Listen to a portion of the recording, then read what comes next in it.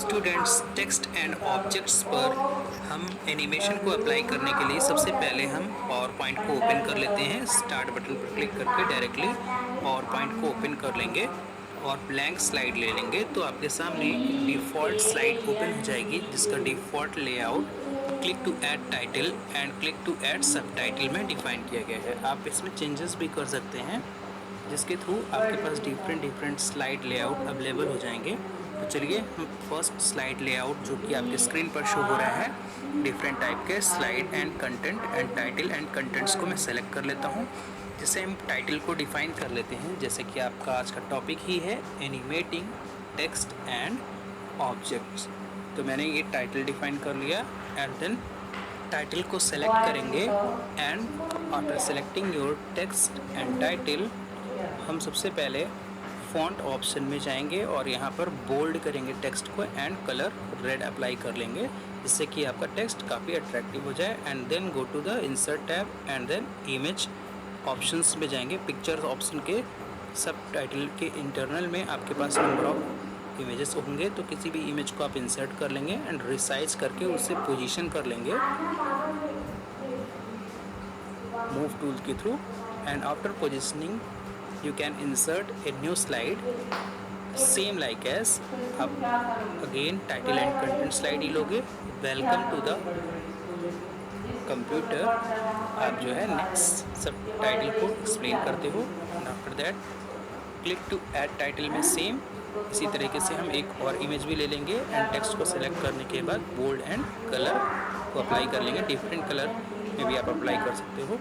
Apply करने के बाद हम एक और भी इमेज को इंसर्ट करेंगे just like as a object. तो आपके पास जो भी ऑब्जेक्ट्स, पिक्चर, टेक्स्ट, ग्राफ्स जो भी आप डिज़ाइन करते हो ये सभी जो होते हैं एज ए ऑब्जेक्ट वर्क करते हैं। तो मैंने एक और भी इमेज इंसर्ट करवा लिया है एंड आफ्टर दैट उसे रिसाइज करेंगे एंड पोजीशन पर सेट। हमारे पास 2 स्लाइड्स अवेलेबल हो चुकी हैं। इस स्लाइड में हम चेंजेस करेंगे और जिससे कि हम अपनी एनिमेशन इफेक्ट्स को अप्लाई कर सकें।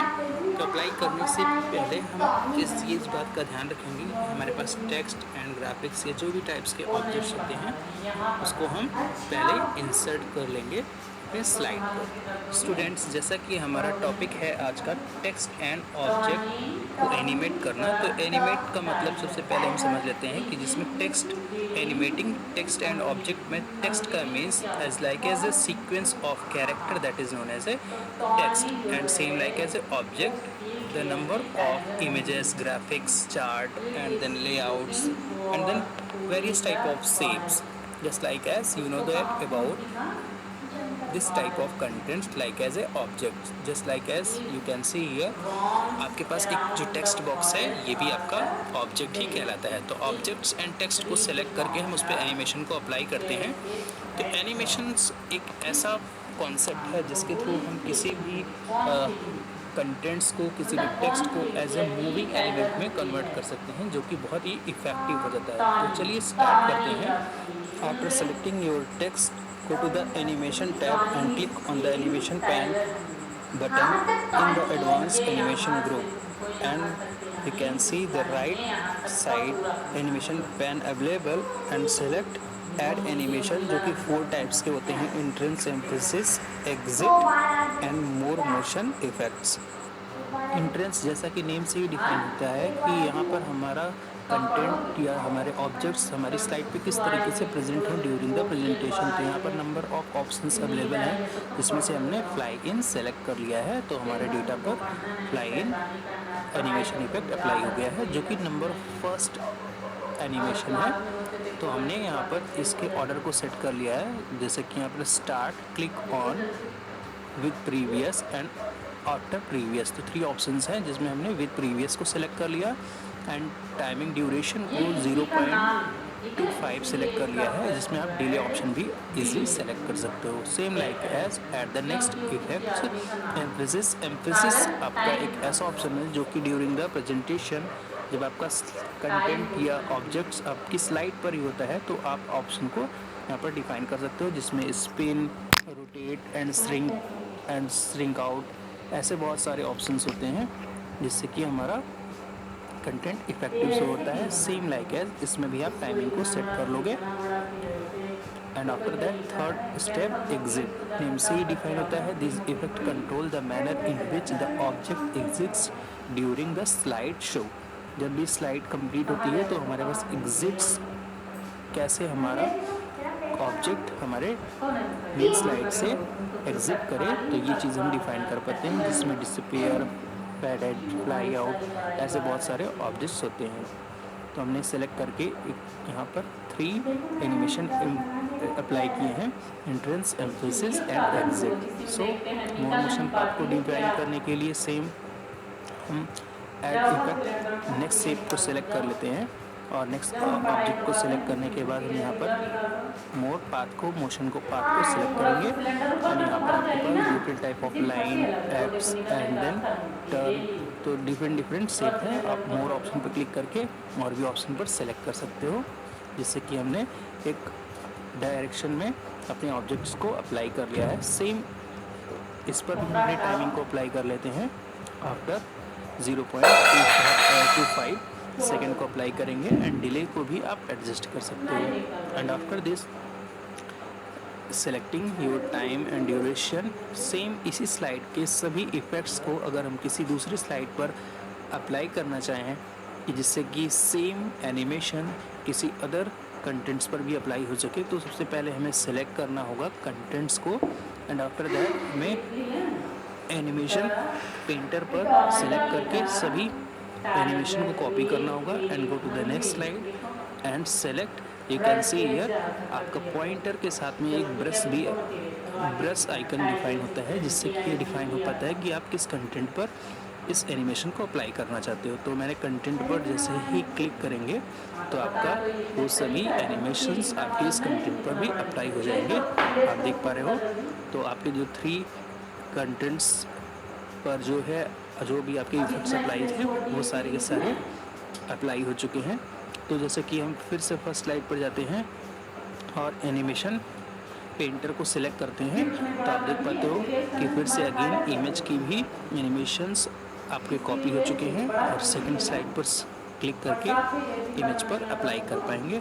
तो ऐसे हम एनिमेशन को डायरेक्टली कॉपी कर सकते हैं वन स्लाइड से अनदर स्लाइड पर आसानी के साथ।